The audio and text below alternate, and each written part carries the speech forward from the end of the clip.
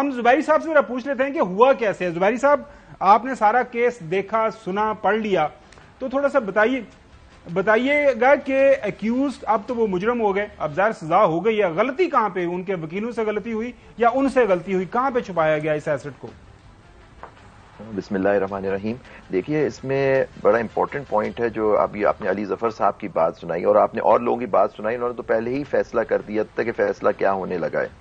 دیکھیے جو main issue یہ ہے کہ آپ کو انڈر سیکشن 167 173 167 میں آپ کو اپنی ڈیکلریشن جو ہوتا ہے اس کے اندر آپ کو اسٹیٹمنٹ دینا ہوتا ہے ایسٹس اینڈ لائبلٹیز. اس ایسٹس میں اگر آپ ڈکلیئر نہیں کرتے تو مس ڈیکلریشن کو اس میں چلا جاتا ہے اور یہ دیکھنا ہوتا ہے میٹیریل مس ڈیکلریشن ہے یا نہیں ہے.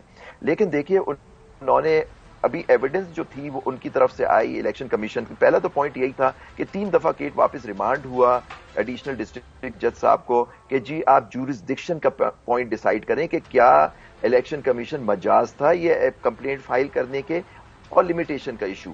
انہوں نے اپنے پرانے فیصلے جو ختم ہو چکے تھے مئی کا اور جولائی کا, اور تیسری دفعہ کیس ریمانڈ کیا ہائی کورٹ نے ان کے پاس, اس کو اپنے پرانے فیصلوں کو جو پہلے سیٹ اسائڈ ہو گئے تھے ان کو فالو کرتے ہوئے جورسڈکشن کا پوائنٹ ڈیسائیڈ کر دیا وداؤٹ وکیلوں کے سنے ہوئے. ان کے جو وکیل تھے پی ٹی آئی کے, ان کو عمران خان صاحب کے, ان کو سنا ہی نہیں کیا. یہی ان کی شکایت ہے اور یہی ایک گراؤنڈ ہوگا جو اپیل میں وہ لیں گے. لیکن دیکھیے ابھی پروسیکیوشن نے ایویڈنس دی, برڈن ان کے اوپر تھا. جج صاحب نے اپنے آرڈر میں کیا ہے کہ انہوں نے وہ برڈن پروف کر دیا کہ جی ان کے یہ ایسٹس لیے انہوں نے خریدے توشہ خانہ سے اور آگے بیچ دیے, اور یہ چیز انہوں نے ڈکلیئر نہیں کی جو ان کو پابند تھے ڈکلیئر کرنے کے انڈر دی الیکشن لاز.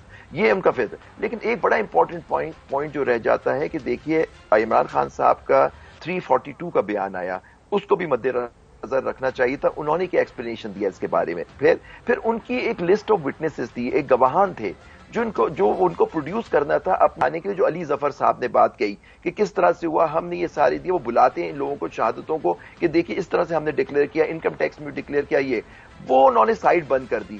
اس کی بھی اپلیکیشن پینڈنگ تھی اسلام آباد ہائی کورٹ میں. اسلام آباد ہائی کورٹ نے جو فیصلہ کیا, انہوں نے ریمانڈ کیا کیس ایڈیشنل ڈسٹرکٹ جج صاحب کو on the question of maintainability jurisdiction, اور یہ بھی کہا کہ اس کو مین کیس کے ساتھ چلا دیں.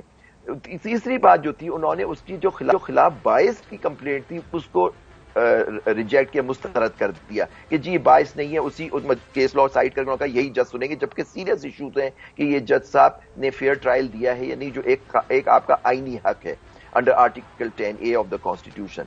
تو اب ان کی گواہان کی, لیکن وہ اپلیکیشن جو ان کی ریکال کرنے کی تھی کہ مجھے میرے گواہان کی جو بلانے کی اجازت دی جائے, وہ چیف جسٹس صاحب نے پینڈنگ رکھی اور کیس کر دیا. ان جج صاحب کی جو بعد میں ہمیں پتہ لگا, اس دن جب فیصلہ ہے ہمیں نہیں پتا تھا کہ 4 تاریخ کو ان کی چھٹی بھی سینکشن ہو گئی تھی اور وہ 5 کو باہر جا رہے تھے. 5 سے لے کے 14 اگست تک ان کو جانا ہے انگلینڈ ایک ورک شاپ اٹینڈ کرنے. تو اسی دن انہوں نے فیصلہ کیا, انہوں نے انتظار نہیں کیا اور دکھا دیا کہ 8:30 بجے میں نے انتظار کیا. چلیں چوئی صاحب آپ سے سوال کرنا چاہ رہے ہیں. جی چوئی صاحب. جی نہیں, میں جو پوری بات کر لوں. بات یہ ہے کہ ان کے گواہ زبیری صاحب وہ اس کیس کا فیصلہ نہیں ہو سکتا تھا. جی آپ زبیری صاحب معاف کرنا, یہ آپ کہتے ہیں جی وہ نواز شریف کی طرح کا کیس ہے, وہ کیس کیا تھا, وہ کرپشن تھی, اور یہ ہے کہ جی آپ نے بتایا نہیں ہے کہ جی آپ نے وہ منافع لیا تھا تو وہ کہاں گیا. جی نہیں دیکھیں, وہ بالکل وہ نوعیت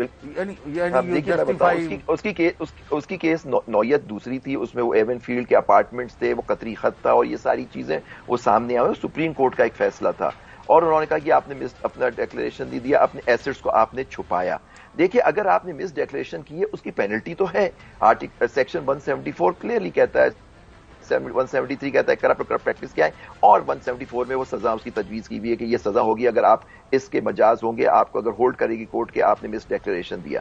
لیکن دونوں کیسز کو کمپیئر کرنے کا کوئی وہ موازنہ نہیں ہے. یہاں ایک توشہ خانہ وہ کہہ رہے ہیں مجھے ایکسپلینیشن کا بات ہو رہی ہے, یہاں تو ٹرائل ہو گیا. یہاں ٹرائل کے اندر انہوں نے کہہ دیا کہ بغیر ان کی شہادتوں کو سنے, گواہان کو سنے ہوئے انہوں نے فیصلہ کر دیا. وہ اپلیکیشن پینڈنگ ہے اسلام آباد ہائی کورٹ میں. تو یہ کیسے ایک فیئر ٹرائل ملا؟ دیکھیے جو انصاف کا تقاضا تھا کہ دونوں سائڈ کو سنے. اگر وکیل صاحب نہیں آئے تھے, یہ کوئی وجہ تھی, یہ کوئی پابند تھی, آیا حدیث تو نہیں تھی کہ اسی دن ان کو فیصلہ کرنا چاہیے تھا. اس پہ جی آپ زبیری صاحب دیکھیں, جو ہم ایک بات سمجھنا چاہ رہے ہیں کہ یہ جو تحفہ ملا اس کی پہلی ٹرانزیکشن ہوتی ہے, کیبنٹ کمیٹی اس کی اسیسمنٹ کرتی ہے اور ایک تحفہ لے لیا جاتا ہے. یہ گورنمنٹ کے ریکارڈ کے اندر پہلی اس کی ڈیکلیریشن ہوگی. اس کے بعد جب فارمر پرائم منسٹر اس تحفے کو لیتے ہیں تو اس کے اوپر وہ ویلتھ ٹیکس دیتے ہیں, اپنی ٹیکس ریٹرنز کے اندر اس کو مینشن کرتے ہیں. یہ دوسری ڈیکلیریشن ہوگی گورنمنٹ کے کاغذوں کے اندر. اب یہ تیسری ڈیکلیریشن جو جج صاحب یہ کہہ رہے ہیں کہ جس انداز سے کرنی چاہیے تھی اس انداز سے یہ نہیں کی گئی. تو سوال یہ بنتا ہے, عام لوگ سمجھنا چاہ رہے ہیں کہ ایک جو ٹرانزیکشن ہے وہ گورنمنٹ کے ریکارڈ کے اندر آلریڈی 2 جگہ کے اوپر آلریڈی ریکارڈ ہو گئی ہے, تو تیسری جگہ کے اوپر فرض کریں ایک بندے سے اس نے جان بوجھ کے چھپایا ہے یا اسے غلطی ہو گئی ہے, تو کیا یہ سزا پھر بھی بنتی ہے؟ اس مس ڈیکلیریشن کیسے ہو گئی؟ دیکھیں ایک تیسرا اور چیز بھی بات ہے کہ جب انہوں نے اس کو آگے بیچا اس پہ کیپٹل گینز بھی دیا, جی انکم ٹیکس میں ڈکلیئر کیا. یہ چیز بھی دیکھیے, کرمنل اوفینس جو ہوتا ہے نا اس میں 2 چیزوں کی ریکوائرمنٹ ہوتی ہے. ایک کہ آپ نے جرم کیا اور ایک آپ نے گلٹی مائنڈ کے ساتھ کیا, کہ مطلب آپ کا مائنڈ گلٹی تھا, آپ ایک جرم کرنا چاہتے تھے اور آپ نے اس کو عملی جامہ پہنایا. تو یہاں اگر غلطی ہوئی ہے تو وہ اپروو جو کرنا تھا پروسیکیوشن کو کہ دیکھیے یہ انہوں نے جو اگر وہ مس ڈیکلیریشن ہے یہ کی ود گلٹی مائنڈ, جس کو مینز ریا کہتے ہیں لیگل ٹرمز میں, کہ جی ود گلٹی مائنڈ انہوں نے یہ کام کیا, وہ چھپانا چاہتے تھے, اس کی وجہ تھی.